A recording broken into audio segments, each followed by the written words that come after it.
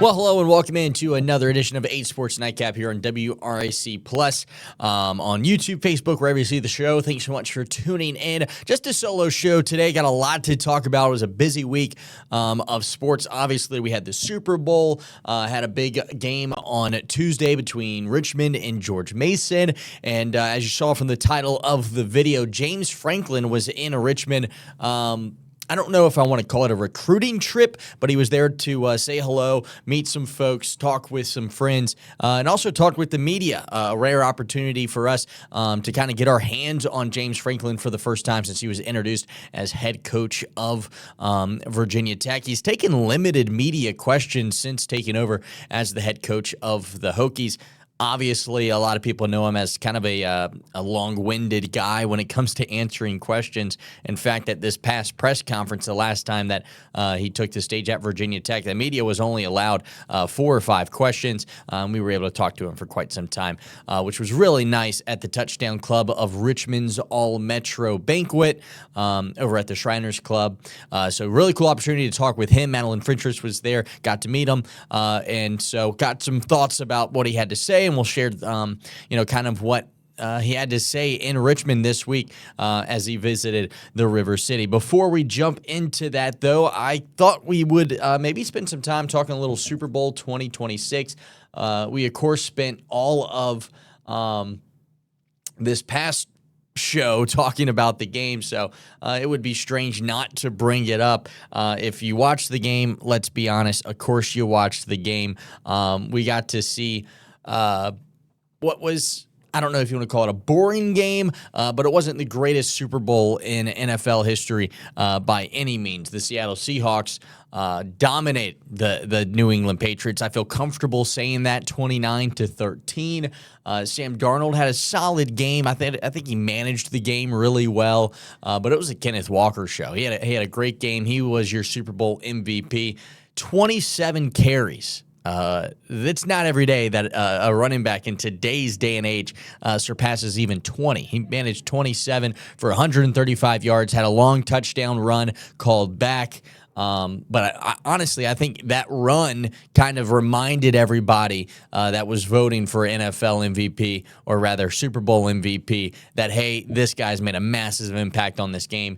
I think deservedly so, named Super Bowl MVP after his incredible game. Darnold had a touchdown pass to A.J. Barner, but as for our local connection, Travion Henderson really couldn't get much going on the ground, finished with 19 yards rushing on 6 carries, had a nice run at the end of the game, finished with 26 yards receiving and 3 receptions.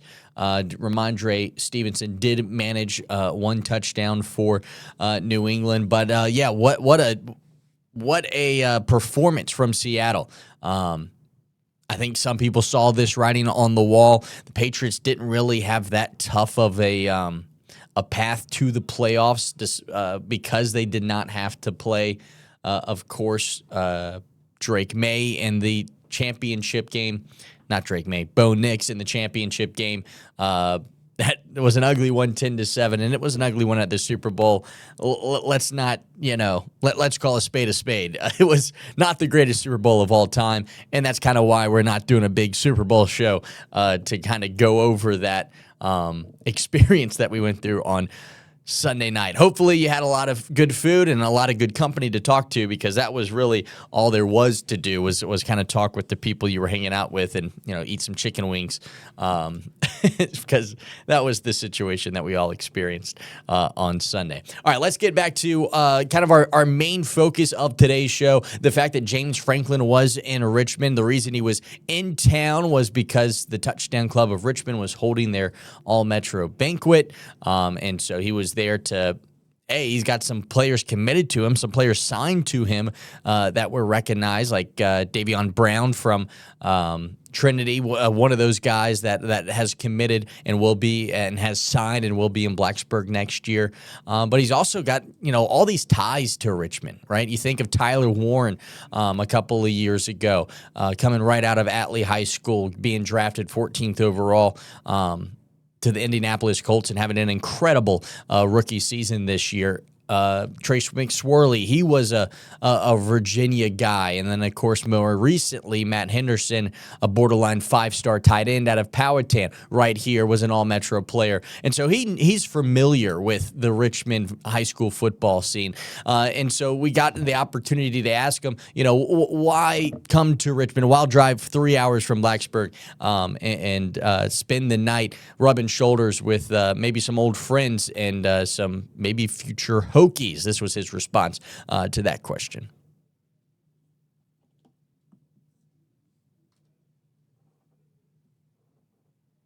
Building relationships and showing families and young men why they can achieve all their dreams at Virginia Tech.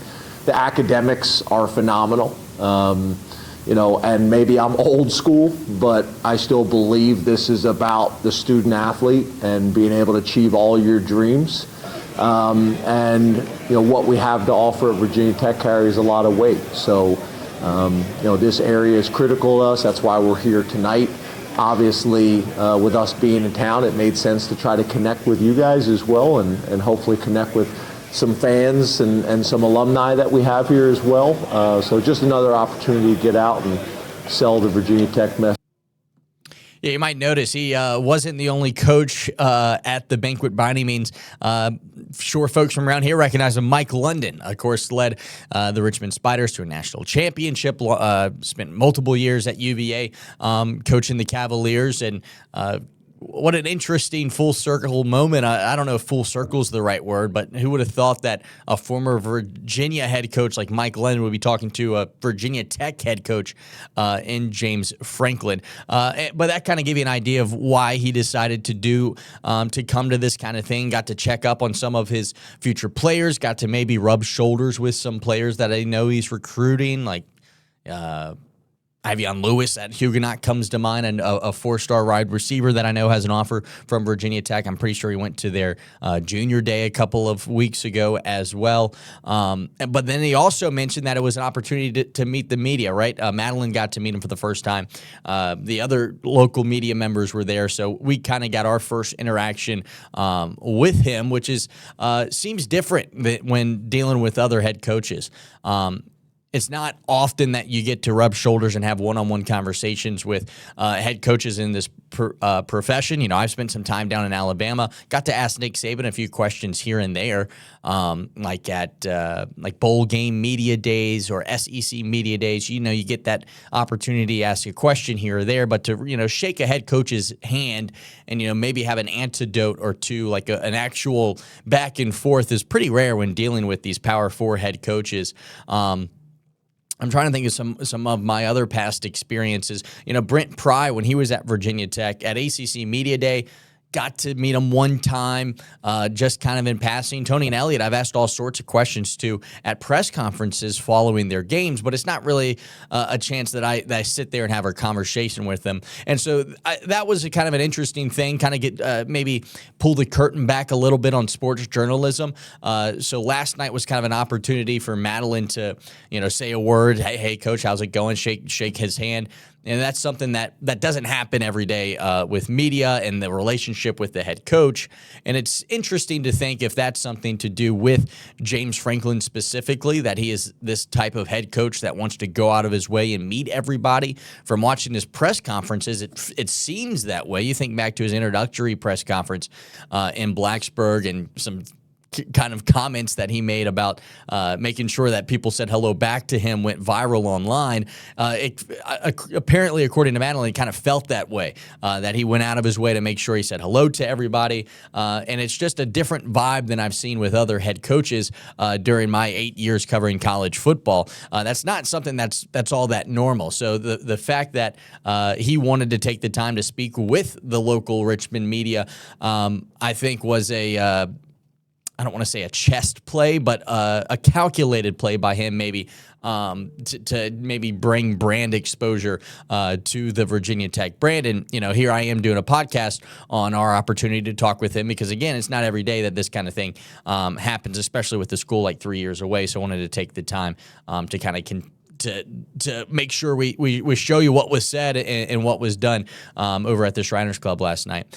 Another thing we asked him about, of course, was the first couple of months that he's had in Blacksburg. Obviously, it's been crazy. He's had roster overhaul. When he showed up, the old coaching staff was there. He had to bring in a new coaching staff. There was 2 coaching staffs there at the same time. And now there's like construction going on at Merriman where, the coach's office is and where the training center is and all that. And this is kind of what he had to say about his first few months in Blacksburg.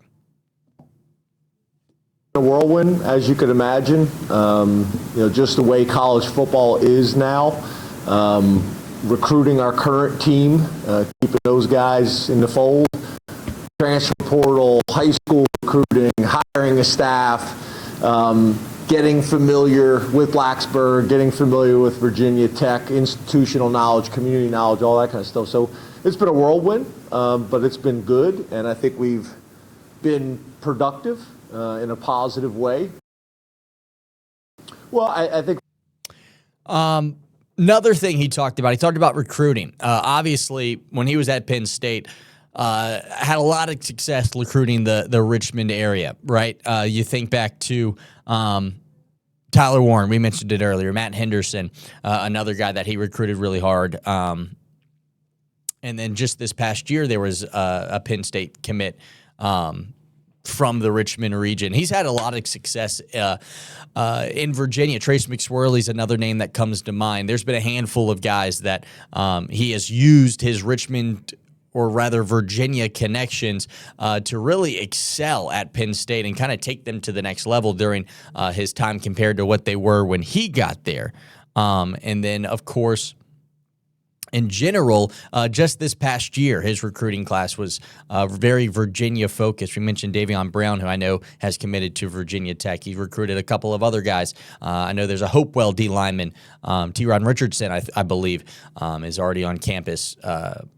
Is another guy that he recruited. And so, of course, we had to ask him about why he decides to recruit Virginia and Richmond so heavily. Not just now, obviously, he's at Virginia Tech, but when he was at Penn State, having so much success with that. Got to start at home. I don't care where you're at, what program you're in charge of. It's got to start at home. And I think when you're able to offer an opportunity to a young man and his family, and they're able to achieve all of their dreams and do it at home or close to home, why wouldn't you, right? That's to me the real selling point. And for us, I say more us than everybody else in the room, we remember Virginia Tech kicking butt and taking names. And that's why we're here to get it back like that. So it's going to start with the high school coaches, the high school players, in the state of Virginia, maybe some Virginia kids that left, and we're going to try to bring back home in the transfer portal, those types of things. It's got to start there. And then obviously we'll complement those young men with players from the footprint, and then also nationally. So it's been going well. Obviously, being able to sell Virginia Tech to Virginia players, I think carries a lot of weight. Well, I think first of all, it's make it a priority, right? It starts with that. You gotta make it a priority. I will say this, and I don't mean this as a knock to anybody, but I do think not the 2 current coaches. With Coach Elliott, who's done a phenomenal job at the University of Virginia. But I think there was a time period where the 2 main schools in the state, Virginia Tech and Virginia, I don't know if necessarily were recruiting the state as hard as they should have been, and it opened up opportunities for other people to come in and other schools to come in. But there's also been a history, right? The school that I was at had a history of some Virginia players, and we tried to build on that. But once again, for us to do what we want to do and go where we want to go, it's got to start with. Yeah, so a couple things. I think. All right. one more sound from him. I know maybe getting a little repetitive, but I did want to kind of take note of one of the things he said there. He mentioned that one of the reasons they were able to have so much success at Penn State was because of the lack of recruitment of the state from Virginia Tech and Virginia. Now, he mentioned that he didn't want to say any names, right? So let's maybe think about some of those names ourselves. He gave a shout out to Tony Elliott, said that he's done a good job, and he has. There's a handful of guys signing from Verina to Virginia this week, for example, some really talented athletes as well. But he gave him a shout out, but mentioned some of those other names that maybe didn't focus on Virginia, and he was able to succeed. Obviously, the last Virginia Tech head coach, Brent Pry, is on his staff, so I wouldn't imagine that he's throwing shade at Pry. Before him, Justin Fuente. Wouldn't be surprised if maybe that was a jab at Fuente in his time in Virginia. Notably had a Texas pipeline, or tried to have one while he was in Blacksburg. And then, of course, Bronco Mendenhall was the head coach before Tony Elliott. Curious to think that if he thinks that is who failed to recruit the state really well, probably is the person he's talking about, despite the fact that Mendenhall had actually a couple of good years in Charlottesville. One last little connection I kind of wanted to throw out there for you from our conversation with head coach James Franklin of Virginia Tech.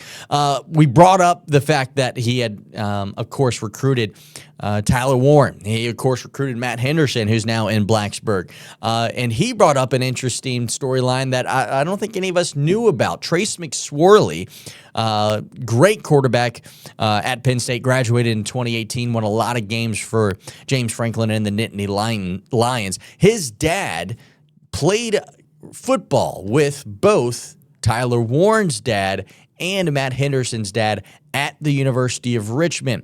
And so he said those connections between Trace McSorley, Tyler Warren, and Matt Henderson were part of the reason he was able to grab some of this Richmond talent right underneath the noses of Virginia Tech and UVA. That, right? Tyler Warren was committed to Virginia Tech. We end up getting Tyler to come and play tight end for us, and he ends up being the number 14 pick overall. Then obviously we get to know Matt Henderson, and I think there's a lot of similarities in their game, basketball players. One of the things that I don't think a lot of people know, but also is a tie, is Trace McSorley from Virginia, great quarterback for us at Penn State. Matt Henderson, Tyler Warren, all three of their fathers played together at Richmond. So when we got Trace, and Trace had a bunch of success and was loving his experience and how he interacted with the coaches and that, then obviously they told Tyler Warren, and then Tyler Warren tells Matt Henderson, and it kind of goes from there. So I think at the end of the day, it's about relationships, right? The Virginia Tech, the power of the Virginia Tech logo is important, but at the end of the day, I don't care what business you're in, it's about people and treating people the right way and pouring your hearts and souls into their children, and then obviously those young men achieving their dreams. So that played a part in it as well. It's a All right, so there you go. Really interesting stuff from James Franklin. The fact that we were able to sit down and talk with him. Rare opportunity, so I thought we'd take that extra time to kind of go over everything that he had to say here in Richmond, because it's not every day that the Hokies make a stop outside of like a media tour that they, of course, do every year. All right, let's turn our attention. You saw the headline change. Richmond, wow, what a performance on Tuesday night, taking down what at the time was the second-place team in the A-10 and George Mason handedly. 82-70 was the final from that matchup. Let's see if I can get this pulled up for us. Got some of the highlights here. That's of the women's game, unfortunately, so I do not have the highlights, but that's okay. We can go over instead some of this box score, because what a performance it was from Richmond. Michael Tyne led the way for the Spiders, scored 16 points, all of which was in the first half, because it was a first half bonanza last night for Richmond. They took care of business, taking down George Mason 82-70 in the first half. They led by as many as 26. This game was over before it started. At the 12-minute media timeout, Richmond had a 20-point lead. A dominant first half performance. They would follow that up with a pretty solid second half. Did a little bit of management. That's going to happen. You go into the break with a 20-point lead. It's going to be hard to keep that, especially against a team like George Mason. Like I said, they entered last night's game 21-3. They were 9-2 in the A-10 play. Richmond had lost 6 straight games. They were not playing well. They were 3-8 in A-10 tournament play. You were starting to question if they'd ever win another game because they just couldn't seem to get the ball to bounce their way. They went on the road to Rhode Island, played a really good game. Had a couple of really tough matchups. They had to play St. Louis. They had to play VCU. Right? So they had a couple of really hard games, and you were looking at the 6-game losing streak, and they had coming up George Mason, Richmond, and St. Louis still to play again. Or Dayton was in there somewhere as well. And so the fact that they could actually snap that losing streak, have something to celebrate finally for the first time in 27 days, very impressive and great for team morale, to say the least, for Richmond, who has the talent to compete in the A-10. It's just the ball. They've had a couple of bad games. Let's not sugarcoat this too much. But they had some other games where they were very competitive and just couldn't seem to get that one extra player, get that one extra stop, and get a win. Another great game last night from John Marshall alum Aiden Argabright. He finished with 14 points, he had shot 10 free throws, got to the line 5 times. Another big night. AJ Lopez was incredible, getting some steals left and right. In that matchup as well. Jaden Daughtry hit some big threes. Jonathan Beagle was all over the floor picking up loose balls. It was an impressive performance from the Richmond Spiders as they are able to snap that 6-game losing streak. And next up, of course, is the big one this Saturday. We would be remiss not to talk about it. VCU versus Richmond for the second leg of the Capital City Classic. These two programs obviously have a lot of history, and recent history, though, it's been VCU's way, right? VCU has looked dominant the past 2 years against this team. They obviously haven't lost to Richmond since that 2024 regular season title that the Rams had. That game was at home. The couple of times recently that Richmond has been able to knock off VCU, it was at the Robins Center. They're expecting a really good crowd. Here's the all-time meetings. VCU leads at 63-33. This matchup dates back to 1976. Nothing like some good old-fashioned rivalry. But you see in recent memory, a lot of gold on that list, really ever since that Final Four run, 2004. They were really good. Ever since 2004, it's been all VCU. Robins Center, though, you look at these Robins Center wins. So if they are going to knock off the Rams, doing it at home looks a little better for them, and getting that much-needed win is probably something that the Spiders knew that they needed, especially taking on a VCU team that's red hot. Not sure when this goes live. VCU has a matchup against LaSalle. They're on a 7-game winning streak. They just played their best game of the season, went wire to wire with Dayton. And when I say wire to wire, it wasn't close wire to wire. It was domination wire to wire, much like the Richmond game on Tuesday. They would go on to beat Dayton by 26. Defense played awesome. Offense played awesome. They were a point away from scoring 100 points against one of the better teams in the A-10 in Dayton. The only thing I would be concerned about is because of last game going so well for VCU. Maybe it was kind of a letdown spot. You know, they played so well. Now they're playing one of the worst teams in the A-10 in LaSalle. But it's going to be a hard place to play. It's going to be empty. It's going to be just like those Bahamas gyms where VCU kind of struggled a little bit. Obviously, they beat Virginia Tech in that hotel ballroom, but we'll see if it's any different at LaSalle, where there might be more VCU fans there than LaSalle fans. So we'll see how they can manage that road trip up to Philly tonight. And then, of course, the big matchup on Saturday. Tip is set for 6 o'clock. Madeline Frentress will be on the sideline show, the full game recap on 8 News at 11.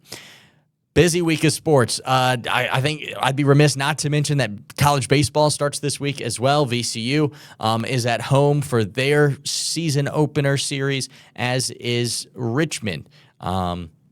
I know the Rams have Holy Cross. I can't think off the top of my head who Richmond has, but we'll have a couple of previews of both the Spiders and the Rams baseball seasons coming up. You think back to last year, it was Sean Thompson's first year at the helm of the Rams. It'll be interesting to see what he can do with the full season under his belt. Youngest head coach in Division I baseball, graduated college in 2018, and he's the head coach of the Rams.